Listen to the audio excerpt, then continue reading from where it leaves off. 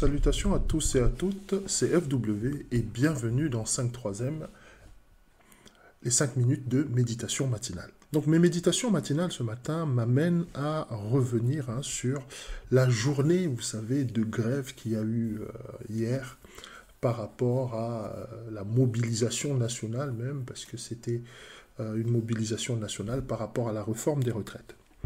Alors effectivement, il y a eu beaucoup de manifestants, beaucoup de manifestations et par la grâce de Dieu, on est content que tout se soit passé dans la paix et qu'il n'y ait pas eu de violence ou quoi que ce soit et que ce soit manifesté dans le cadre de la positivité, effectivement, malgré la colère, bien sûr, et malgré les tensions sociales qu'il y a actuellement. Mais en fait, qu'est-ce qui se cache derrière cette réforme des retraites? Alors, ce que nous devons comprendre, c'est en fait ce qu'il y a réellement et le combat qu'il y a. Lors des méditations précédentes, j'avais parlé du combat que nous devons mener contre la mondialisation. Et ce que tu dois comprendre, en fait, par rapport à la réforme des retraites, c'est qu'effectivement, là, on est dans une situation où l'être humain est mis en retrait au profit d'intérêts qui sont purement financiers. Je t'explique un peu, pour faire court. Qu'est-ce qu'elle implique réellement, cette réforme? Donc, le gouvernement, ils ont fait un calcul qui est très simple. On a un taux de natalité qui est en baisse depuis plus de 10 ans. Ça, c'est l'INSEE qui le dit. Donc après, malgré quelques soubresauts constatés ça et là, grosso modo, le taux de natalité, il est en berne. Ce qui veut dire, en fait, qu'on va vivre plus vieux.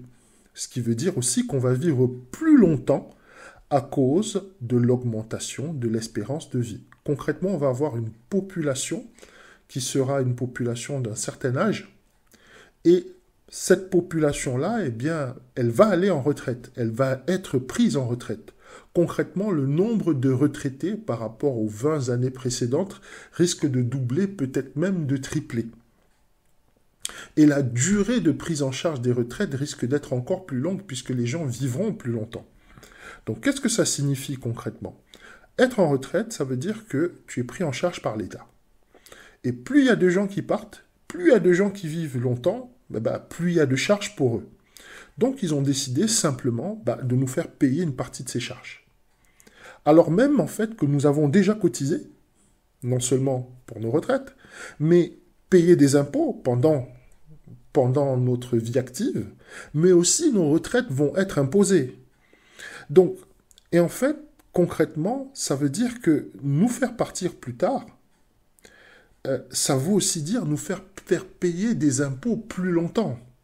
Il faut bien que tu comprennes que si tu restes actif 2 ans de plus, c'est deux exercices fiscaux qui t'amènent à payer plein pot encore tes impôts.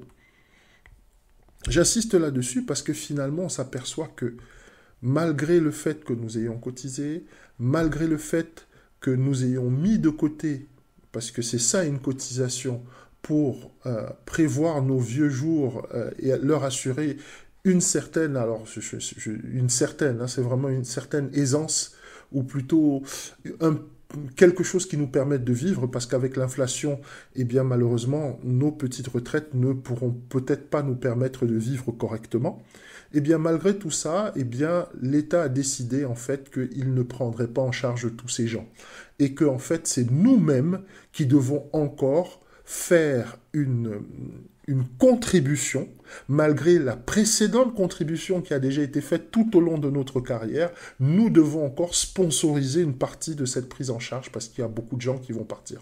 Globalement, c'est ça. Concrètement, ce qu'on te dit, c'est que tout ton travail et toutes tes cotisations, ça vaut rien.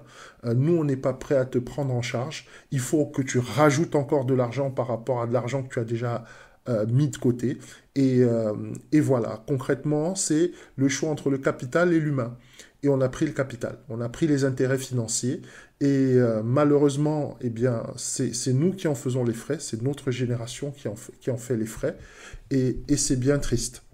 Tout ce que je peux te dire, c'est que au fur et à mesure que nous avançons dans ce combat qui est le nôtre contre les méfaits de la mondialisation, plus elle montre son visage de plus en plus hideux. Ce qui amène la question à savoir pourquoi nous nous battons. Si nous sommes des hommes de foi, eh bien, nous devons continuer ce combat-là parce qu'il est légitime et qu'il est hors de question, en fait, que cette machine-là, qui est le capital, cette machine-là qui est l'intérêt, cette machine-là qui est le matérialisme, elle gagne. Voilà ce que nous devons faire, nous, en tant qu'hommes de foi. Je te souhaite une bonne journée.